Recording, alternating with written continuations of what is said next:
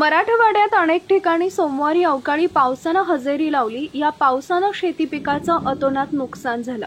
काही जिल्ह्यांना गारपिटीचाही तडाखा बसला।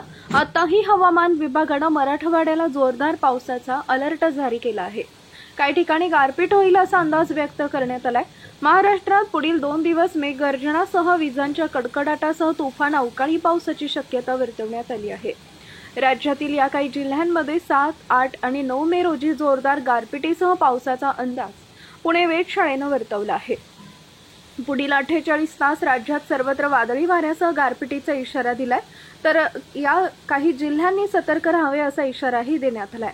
मराठवाडा आणि महाराष्ट्रातील या 7 जिल्ह्यांमध्ये पाऊस आणि गारपिटीचा इशारा हवामान विभागानं दिलाय।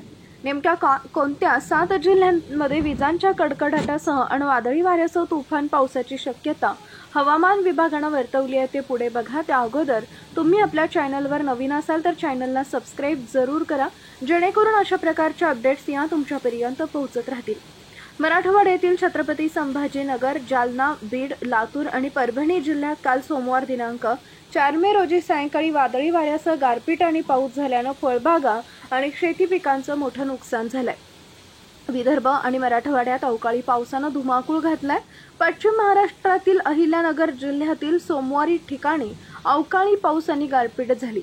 हवामान विभागानं दिलेल्या अंदाजानुसार आज रात्रीत आणि पुढच्या 3 दिवसात पुणे, सातारा, सांगली, कोल्हापूर, नाशिक, जालना, बीड, छत्रपती संभाजीनगर, अमरावती, अकोला आणि यवतमाळ या जिल्ह्यांमध्ये पावसाचा जोर अधिक असेल।